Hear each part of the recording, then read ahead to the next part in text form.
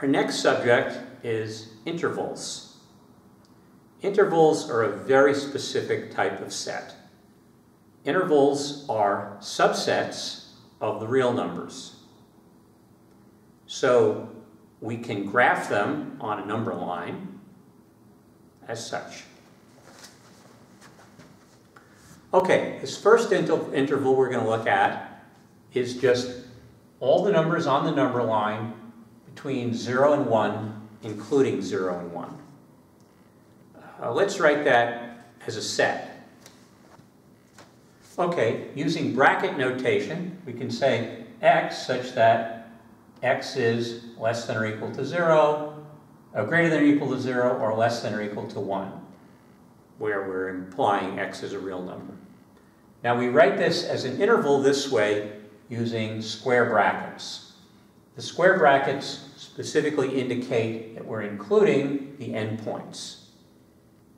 But what if we don't want to include the endpoints? Okay, now we have another kind of interval.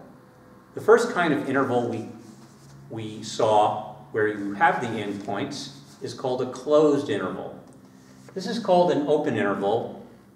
We graphically describe this by drawing little circles with, that are empty. Of course, that's not really what it is. It just means we don't include the endpoint.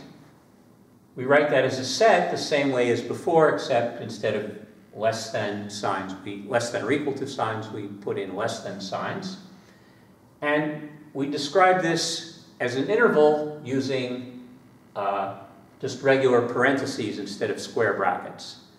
Now, you might want to point out that this could be confusing because we use this same notation for something else.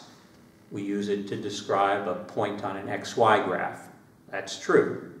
However, given the context, you should be able to see whether we're talking about an interval or an XY point.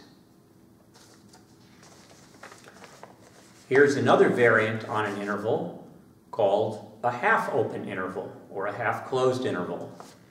You notice I'm not including 0, but I am including 1 in the set.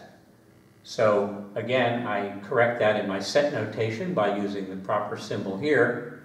But as an interval, you'll see I'm going to use this kind of symbol here, parentheses on one side and a square bracket on another.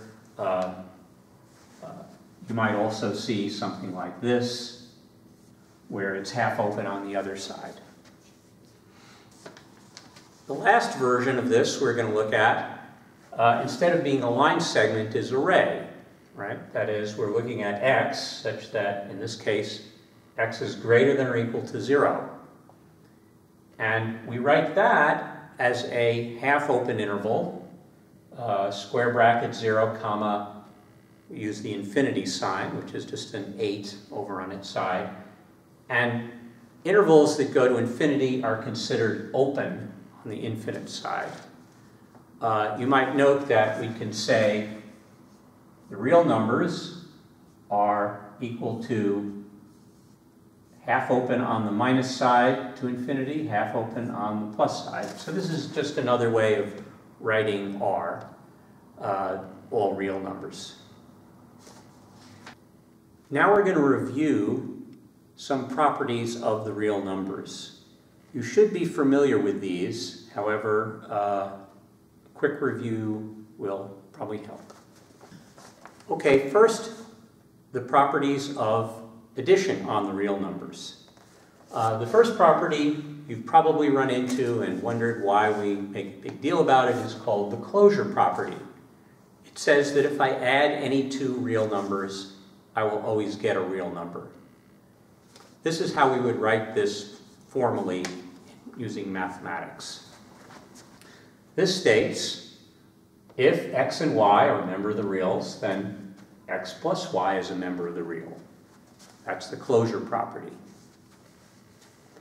The next property is the associative property. It's fairly straightforward. If x, y, and z are a member of the reals, then x plus y plus z is equal to x plus y plus z. That is to say, when you're adding numbers in a line, you can do the addition in any order you wish. The commutative property, again, should be fairly familiar and obvious. If x and y are members of the reals, then x plus y is equal to y plus x. That is, there's, again, you can switch the order that you add them in. That might seem really obvious, almost dumb, but consider the fact that x minus y does not equal to y minus x usually. That is, subtraction does not have the commutative property. The identity property simply says that there's some number we call 0 that you can add to an element of the reals, and you get that element back. Saying that formally is a mouthful, but I'm going to try. This backward capital E translates to there exists. So there exists a 0, member of the reals, such that if x is a member of the reals, and then here's a little arrow meaning implies, 0 plus x is equal to x plus 0 is equal to x. Now you don't have to know that whole formal description, you just have to understand there's a number that you can add that doesn't do anything to a number. Finally, we have the inverse property, which is tied up with the identity property. It says that if I have a number, say 5, there's always another number, the opposite of it, minus 5, that I can add with 5 and get 0. More formally, x is a member of the reals. There exists a minus x, such that x plus minus x is 0. This is important because, well, we'll talk about that. Okay, let's go through these properties for multiplication. They're pretty much the same. The closure property says that you can take any two numbers and multiply them together, and you'll still get a member of the reals. The associative property says you can group them however you want, and you get the same value. The commutative property says you can switch them. You might think that seems terribly obvious, but maybe you can think of some set of objects that if you multiply them, the order does matter. Does anyone have any thoughts on that? Okay, the identity property, we have the number 1, such that 1 times any number equals, that number times 1 is equal to the number. And finally, the inverse property says that for every number r, where that number is not 0,